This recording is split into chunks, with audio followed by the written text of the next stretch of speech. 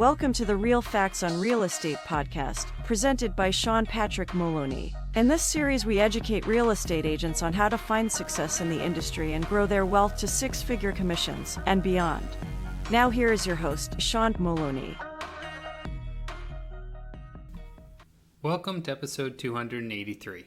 3 things newly licensed real estate agents need to be doing. I'm your host, Sean Patrick Maloney. Thanks for joining me this week. Guys, I know some of you have been doing this a while, and some of you are brand new. But no matter what, there's certain fundamentals, and there's 3 that I want to teach you today. 3 things that I want to make sure you do and make sure you take care of, and that way you avoid some of the worst things going, like needing to constantly market yourself through sources that are expensive because you're constantly looking to generate leads versus leads coming to you.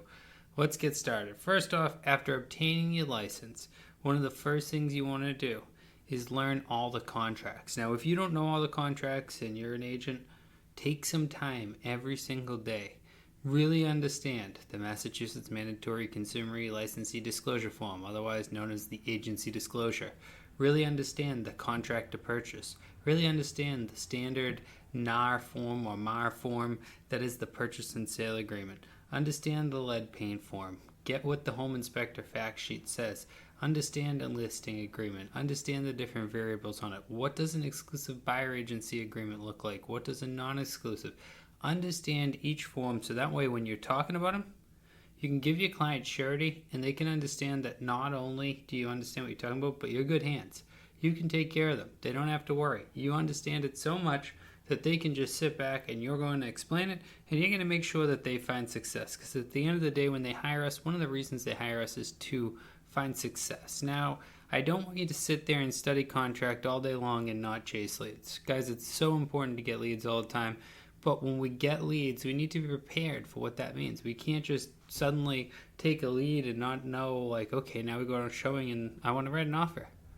We can't not know what to do then. And if we don't, work with a brokerage, say like my brokerage, I train all my agents and I'm willing to write the first offer with them, I'm willing to do Zoom calls and stuff, and totally willing to do all that stuff.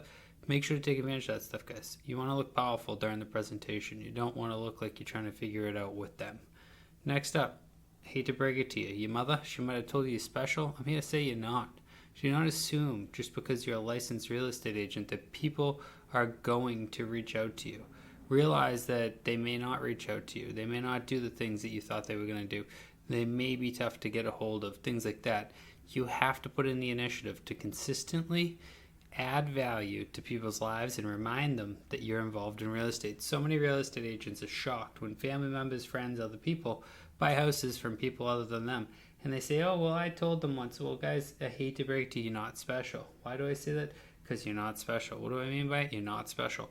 How come I keep saying that? Well, it's so easy to believe that because you're related to someone, that when you get a job where you're going to get a big paycheck, that they're going to know to call you because maybe you used to go to their store or stuff, but they don't.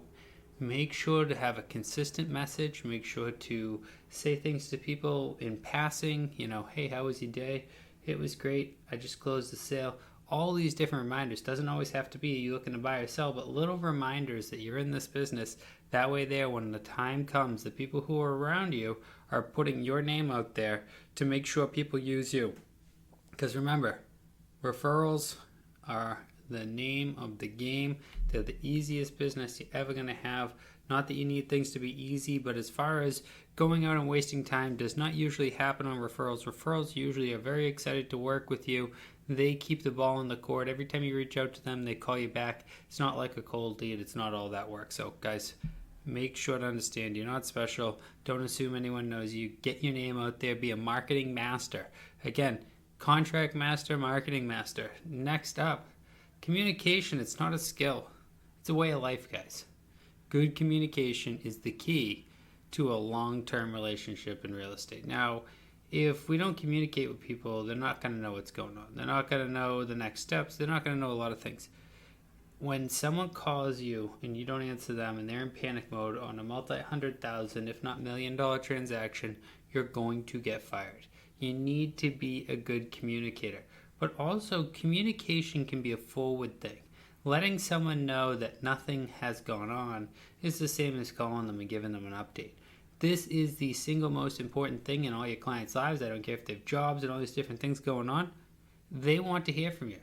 They don't ever think you're calling too much unless they tell you specifically so. Assume they haven't heard enough. Because oftentimes as an industry professional, it's easy to think to yourself, oh, they know that or they know this. They don't know anything. Doesn't matter whether they've done it 1 time, 10 times, 100 times, selling houses. We always want to make sure we set expectations and we help communicate what's next, what's coming up. That way our clients can work with us in a positive fashion. So guys, those 3 items, right? Obtaining your license, you need to get the contract law, right? Then we need to get clients, right? After we get clients and we know contracts, it's important to keep the lines of communication open. Failure to do so is going to lead to so many problems. You ever meet somebody who says, oh, Zillow leads suck, or Realtor leads suck, or Google leads suck, or Facebook leads suck, or every lead sucks to them, right? Why? It's because they do not have these skills, guys. Do not be that person. I know when I first started, I used to blame everybody but myself. I can tell you that openly. It's not a good trait, guys. Get over it. Learn. We have the YouTube, we have Facebook, we have podcasts, we have all these different things. I can tell just because you guys are here and you stay to the end, you guys are the learners. You're going to be the ones that's successful. If you want more help, reach out to me directly, DM me, PM me. Any future subjects you have for the podcast, let me know. Otherwise, check us out on the web, realfactsonrealestate.com. Look forward to meeting you. Also jump on Facebook, type in Real Facts in Real Estate and join the group and join the discussion. Thanks so much and have a great week.